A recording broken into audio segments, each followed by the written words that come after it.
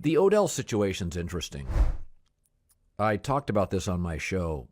When Stephon Diggs was in Minnesota, he was very productive.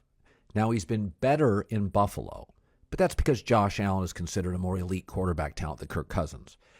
But it's different with Odell.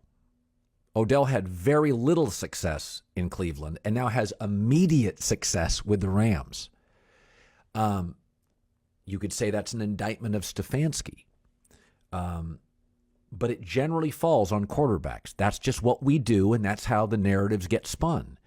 And as I watched Odell Beckham look completely Mary Kay comfortable against Arizona on Monday, he had 7-8 targets, he had 6-7 catches, he had a touchdown for the third straight game. He looked really, really comfortable. He beat man coverage. He was open multiple times. I don't think the aesthetics are poor. How does the OBJ thing? Because when his father came out, there were Cleveland players that backed OBJ. I mean, liked him on Instagram. OBJ, as you know, has always been an incredibly popular player in the National Football League among players. Do you think, it felt Monday as I watched him, I thought, it's one thing to be Stephon Diggs and go from productive to super productive. It's another to go from not remotely productive to really quickly productive. The optics are bad to me. Does it feel like that to you at all in Cleveland?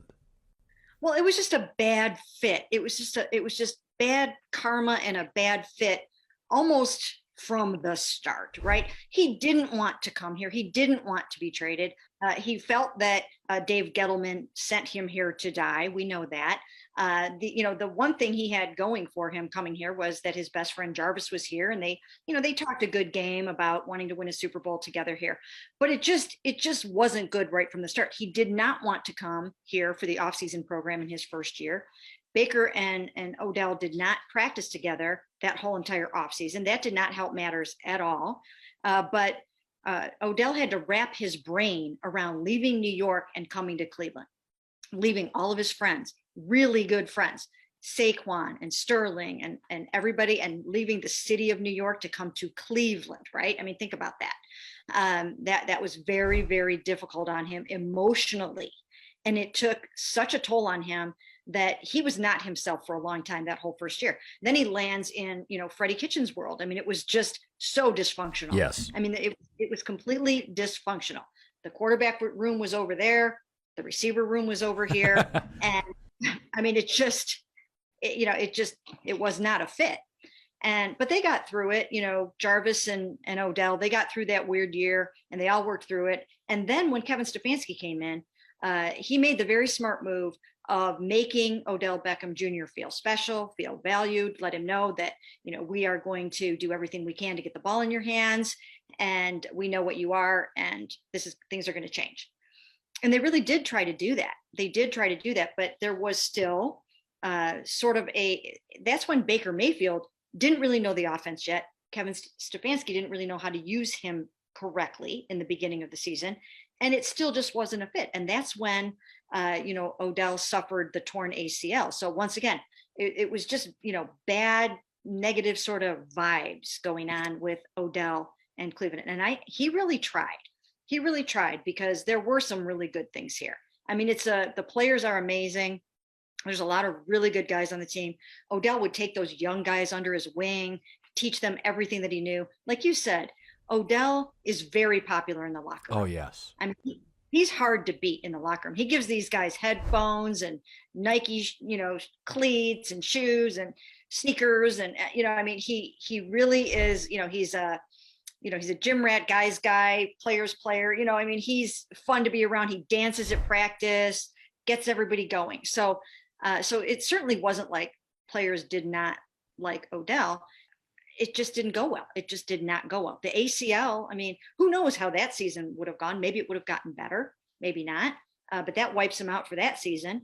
And then coming back this year, it got weird. I mean, it just got weird. And if you look at all the times that he has produced only yardage in only the 20s when he was in Cleveland, the number is staggering. It was like once every, I don't know, I can't remember the math right now, but he had yardage in the 20s all the time in Cleveland. And he only had that happen 3 times in 59 games in New York. In Cleveland, it was just constant lack of production. Then it turned into lack of targets.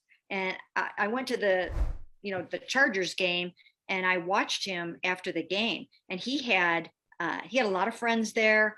He had family members that had a field side suite, and he had, his mom was there, his dad was there, his girlfriend was there. He had all kinds of NBA players stopping by. This was before the game, and he wanted to put on a show. LeBron was there. I mean, it was Odell time. And I think he may have he dropped a pass early. He was pretty hyped up. He dropped a pass early, and I think Baker lost trust in Odell's ability to catch the ball for him. And they just didn't have some kind of connection. One of my theories is the fact that I think sometimes when you have a player that has played his whole entire career with one quarterback, like Odell did with Eli, I think there was an adjustment period, or I thought there was an adjustment period to Baker. Now that I'm seeing him with Matt Stafford, now I'm thinking, okay, well, that theory kind of goes out the window. It was just a disconnect between Baker and Odell. And he sat on a bench after that game with his head down. And it was a road trip, and you can't really spend too much time, hanging out on the field. But he did. He just sat there with his head down on that field. And I knew then that it was basically over, that he knew that this was not going to get better for him. And so it didn't surprise me as they went along and, in the next week, and what happened.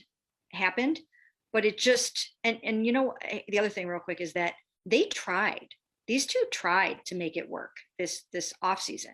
They spent time together.